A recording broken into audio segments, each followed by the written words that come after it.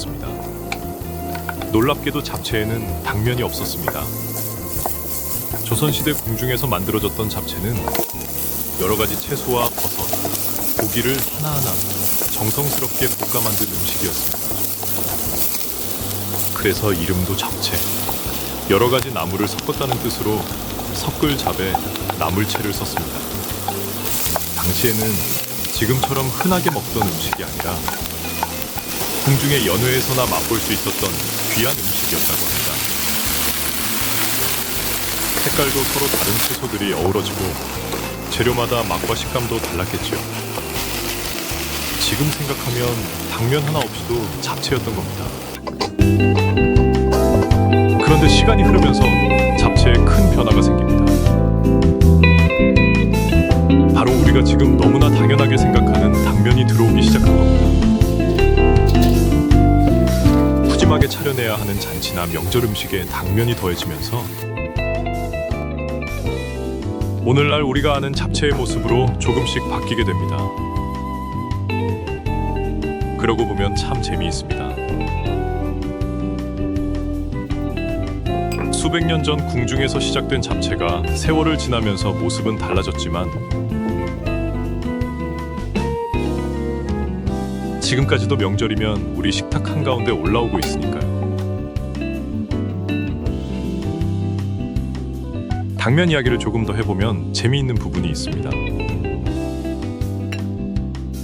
구한말을 지나 근대로 접어들면서 우리 식탁에도 이전과는 다른 변화가 생기기 시작했습니다.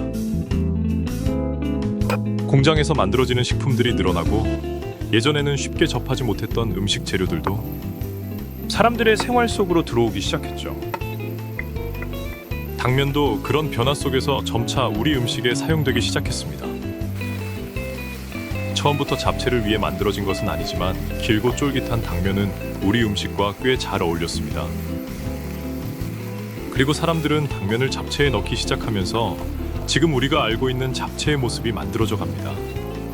그런데 당면을 이야기하면 한 가지 오해가 따라옵니다. 당면은 몸에 안 좋은 음식 아니야?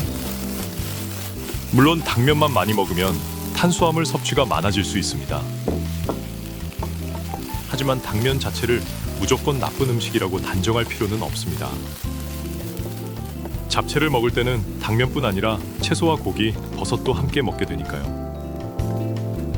결국 중요한 건 무엇을 먹느냐만큼 얼마나, 어떻게 먹느냐겠죠. 그리고 잡채에는 우리 조상들이 음식에 담아낸 마음도 있습니다. 길게 이어지는 당면처럼 오래도록 건강하게 살기를 바라는 마음. 여러 가지 세계 재료가 한데 어우러진 것처럼 가족 모두가 사이좋게 지내기를 바라는 마음.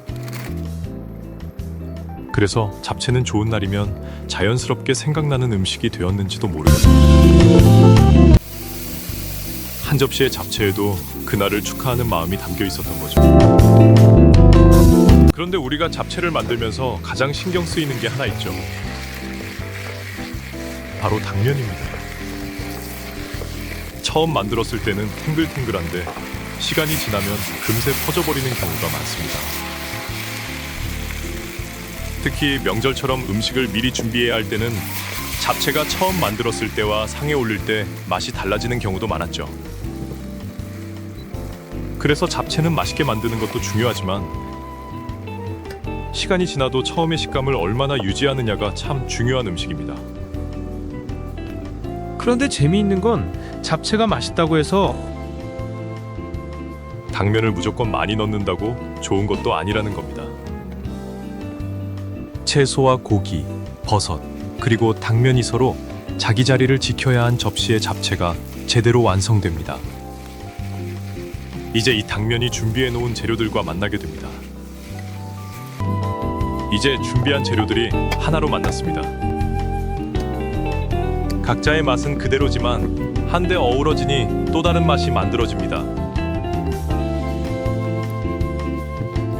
이게 바로 우리가 오랫동안 사랑해온 잡채죠.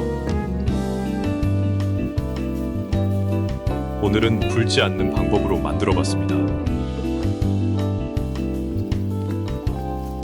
한 접시에 담긴 건 잡채지만 그 안에는 오래된 우리의 시간이 함께 담겨 있습니다.